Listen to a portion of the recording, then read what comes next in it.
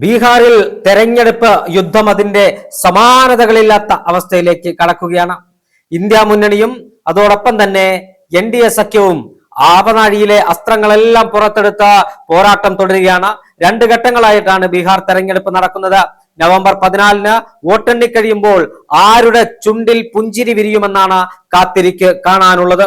ഒരു ഭാഗത്ത് രാഹുൽ ഗാന്ധി, മറുഭാഗത്ത് നരേന്ദ്രമോദി, ഒരു ഭാഗത്ത് തേജസ്വി യാദവ്, മറുഭാഗത്ത് നിതീഷ് കുമാർ. ഇങ്ങനെയാണ് ബീഹാറിന്റെ രാഷ്ട്രീയ ഭൂമിക മുന്നോട്ട് പോകുന്നത്. NDAക്കൊപ്പം നിതീഷ് കുമാറിന്റെ Janata Dal United, BJP, Chirag പാസ്വാന്റെ Lok Janshakti party, Jithin Ram മാഞ്ചിയുടെ party തുടങ്ങിയ ചെറുകക്ഷികളെ ചേർത്ത് പിടിച്ച് ആണ് NDA മുന്നോട്ട് പോകുന്നെങ്കിൽ മറുഭാഗത്ത് ഇന്ത്യ സഖ്യത്തിൽ RJD, കോൺഗ്രസ്, ഇടതുകക്ഷികൾ തുടങ്ങിയവ അവരുടെ ശക്തി തെളിയിക്കാൻ വിവിധ മണ്ഡലങ്ങളിൽ ജനവിധി തേടുകയാണ്.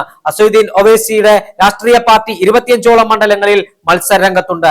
ബീഹാറിന്റെ രാഷ്ട്രീയ ചരിത്രത്തിൽ ഇന്നേ വരെ കാണാത്ത വീറും വാശിയുമാണ് ഈ തെരഞ്ഞെടുപ്പിൽ നമുക്ക് കാണാൻ കഴിയുന്നത്. കാരണം ഈ തെരഞ്ഞെടുപ്പ് കേന്ദ്ര സർക്കാരിനെ സംബന്ധിച്ച് ഏറെ നിർണായകമായ ഒരു തെരഞ്ഞെടുപ്പാണ്. 2024 ലോക്സഭാ തെരഞ്ഞെടുപ്പിന് ശേഷം രാജ്യത്തെ ഒരു വലിയ സംസ്ഥാനത്ത് ആദ്യമായിട്ടാണ് തെരഞ്ഞെടുപ്പ് നടക്കുന്നത്. ആ തെരഞ്ഞെടുപ്പ് നടക്കുന്ന സംസ്ഥാനത്ത് കേവല ഭൂരിപക്ഷം നേടി അധികാരത്തിൽ തുടരാമെന്നാണ് BJPയുടെ കണക്കുകൂട്ടൽ. NDAയുടെ ഭരണം വീണ്ടും ബീഹാറിൽ വരുമെന്ന കണക്കുകൂട്ടലാണ് BJP നേതൃത്വം. എന്നാൽ സംഘപരിവാറിനെതിരെ നിരന്തരം ശബ്ദമുയർത്തുന്ന രാഹുൽ ഗാന്ധിയുടെ ശബ്ദം ബീഹാറിലെ ജനങ്ങൾ ഏറ്റെടുക്കുമെന്നും വോട്ട് ചോരി ഉൾപ്പെടെയുള്ള വിഷയങ്ങൾ ചൂണ്ടിക്കാണിച്ച് ബീഹാറിൽ വോട്ടറധികാർ യാത്ര നടത്തിയ രാഹുൽ ഗാന്ധിയെ ചേർത്ത് പിടിക്കാൻ ബീഹാറിലെ ജനങ്ങൾ തയ്യാറായി. അത് രാജ്യത്തിന്റെ രാഷ്ട്രീയ മാറ്റത്തിനുള്ള സൂചനയാണെന്നാണ് കോൺഗ്രസ് പറയുന്നത്. ആ സൂചന കോൺഗ്രസ് പറയുന്നത് ശരിയാകണമെങ്കിൽ ബീഹാറിൽ ഇന്ത്യ സഖ്യത്തിന് വലിയ വിജയം നേടണം, അല്ലെങ്കിൽ കേവല ഭൂരിപക്ഷം മറികടന്ന് സർക്കാർ രൂപീകരിക്കാനുള്ള ഒരു ത്രാണിയിലേക്ക് ഇന്ത്യ സഖ്യം എത്തണം. നിലവിൽ ബീഹാറിലെ മുഴുവൻ മണ്ഡലങ്ങളിലും ആവേശകരമായ പോരാട്ടം നടക്കുമ്പോൾ ഇന്ത്യ സഖ്യത്തെ സംബന്ധിച്ചിടത്തോളം ആത്മവിശ്വാസമുയർത്തുന്ന ഒരു വാർത്ത ബീഹാറിൽ നിന്ന് പുറത്തു വന്നിരിക്കുന്നു. ബീഹാറിലെ ആദ്യ വിജയം ഇന്ത്യ സഖ്യത്തിനാണ്.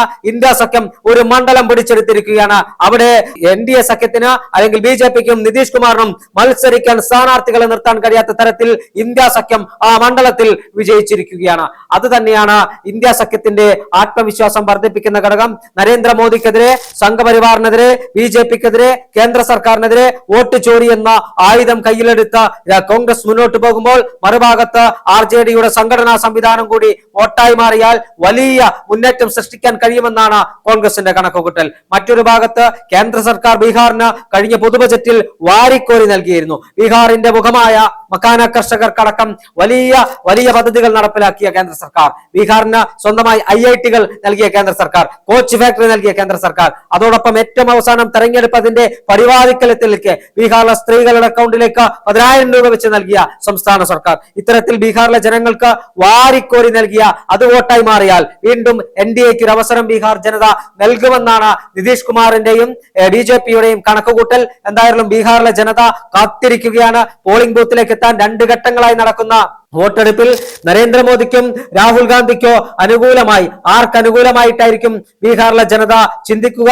സോഷ്യലിസ്റ്റ് പ്രസ്ഥാനങ്ങളുടെ വിളഭൂമിയായ ബീഹാറിന്റെ മണ്ണിൽ ദേശീയ രാഷ്ട്രീയ പ്രസ്ഥാനങ്ങൾക്ക് അല്ലെങ്കിൽ ദേശീയ പാർട്ടികൾക്ക്, കോൺഗ്രസിനും BJPക്കും വലിയ സ്വാധീനം എല്ലാ മണ്ഡലങ്ങളിലും ഇല്ല. അവിടെ ഏറ്റവും വലിയ സ്വാധീനമുള്ള 2 രാഷ്ട്രീയ പാർട്ടികൾ നിതീഷ് കുമാറിന്റെ ജനതാദൾ യുണൈറ്റഡും ലല്ലു പ്രസാദ് യാദവിന്റെ RJDയുമാണ്. ഈ 2 രാഷ്ട്രീയ പാർട്ടികളും ഇഞ്ചോടിഞ്ച് പോരാട്ടം നടത്തുമ്പോൾ ആർക്കനുകൂലമായി ബീഹാറിന്റെ ജനങ്ങൾ വിധി എഴുതും? പാടലീപത്രയുടെ മണ്ണ് ആർക്കനുകൂലമായിരിക്കും എന്ന് നമുക്ക് നവംബർ 14 കാത്തിരുന്ന് കാണാം. എന്തായാലും ബീഹാറിൽ സമാനതകളില്ലാത്ത രാഷ്ട്രീയ പോരാട്ടം തന്നെയാണ് നടന്നുകൊണ്ടിരിക്കുന്നത്.